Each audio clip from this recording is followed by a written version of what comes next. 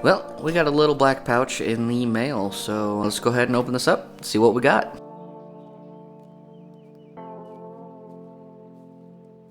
Hello and welcome to Modern Broadcast. So yes, we have here is a C1101 chipset for the Flipper Zero. Now you may be asking yourself, why do we need a C1101 chipset when the Flipper Zero has one built in?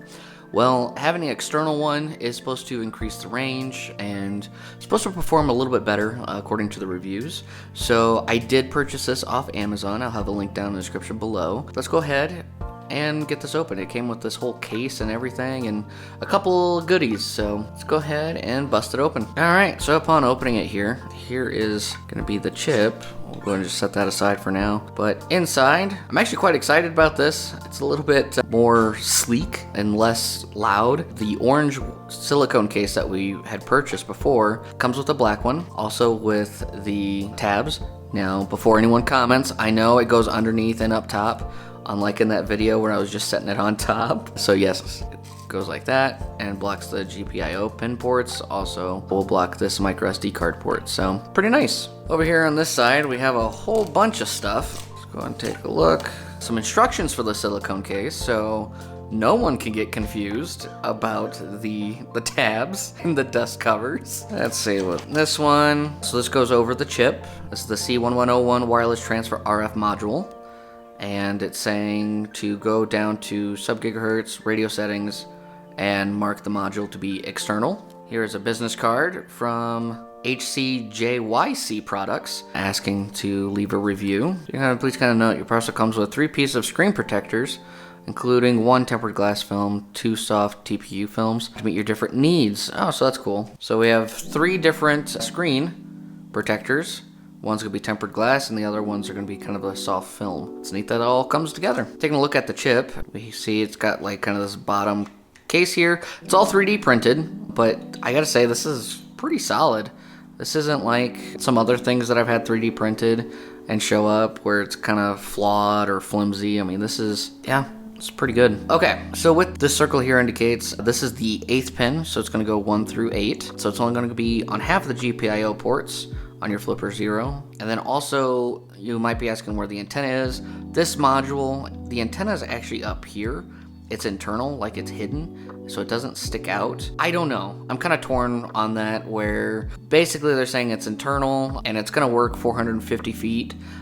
I doubt that. I don't think it's gonna work 450 feet away. I think the range is gonna be a little bit less than that. I mean, your mileage will vary drastically, you know, especially when you're messing with RF transmitters. But with it being internal, the nice thing about it is that you don't have this weird antenna sticking up out of your flipper where people are gonna be like, hey, what's that? A little bit more low profile. Yeah, we'll go ahead, we'll get this plugged in and we'll try doing some testing here and see. We'll try to test the range to the best that I can. I'm actually not home right now. I'm doing a side gig right now, so I'm actually staying at some family's house, but we'll see what we can to try to test this out.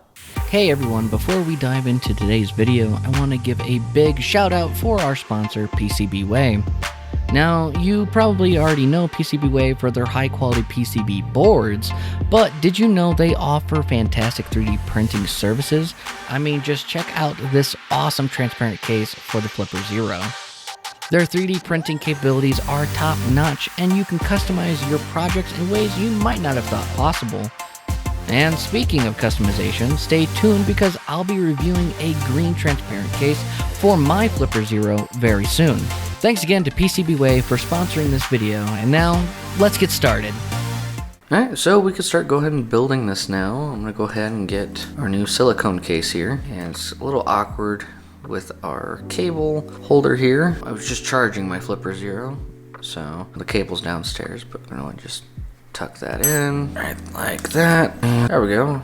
So all of our GPIO pins are clearly marked and visible. Charge port and SD card slot. Now what I always do is I always leave the GPIO slots open as I use them quite frequently, but I cover the micro SD card slot, so I'm gonna go ahead and do that. And our poor Flipper is so sad. Really, besides these videos, I don't really use my flipper a whole lot. There we have it. So our micro SD card slot is now covered and protected from any dust or not really accidental presses, because you can still press that if you really tried. But yeah, and I was gonna hold off putting on a screen protector, but I do have some light scratches on this corner.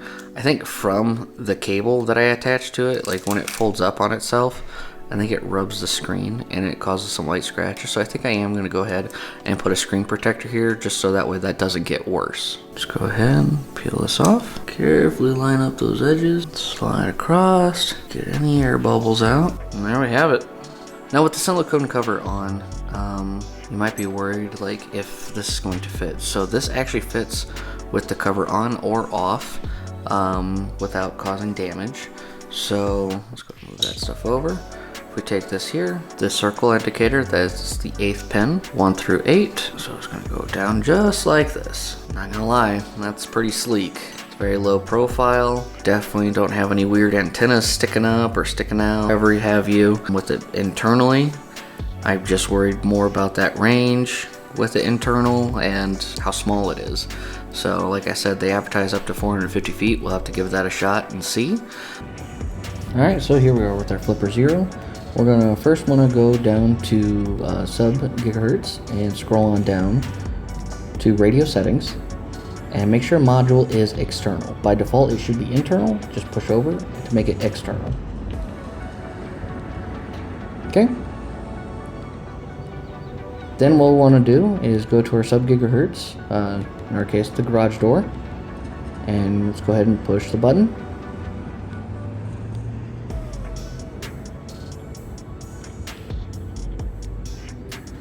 There it goes, and it's actually working.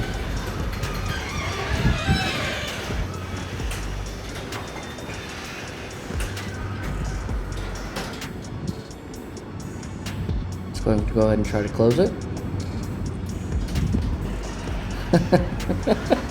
And I'm about 400 feet away in the nearby parking lot, so that's pretty neat. It works. Thanks so much for watching. If you enjoyed this video, please consider leaving a like and subscribe. Thank you so much for PCBWay for sponsoring this video, making this video possible. Be sure to check out modernbroadcast.tv, as we do have some merch for sale. I'm working on getting some shirts created so that way we have some clothing as well, but so far those PCB boards are still available for sale. Only a few left in stock, so order them up before they're gone. And yeah, I'll see you guys all in the next one. Take care.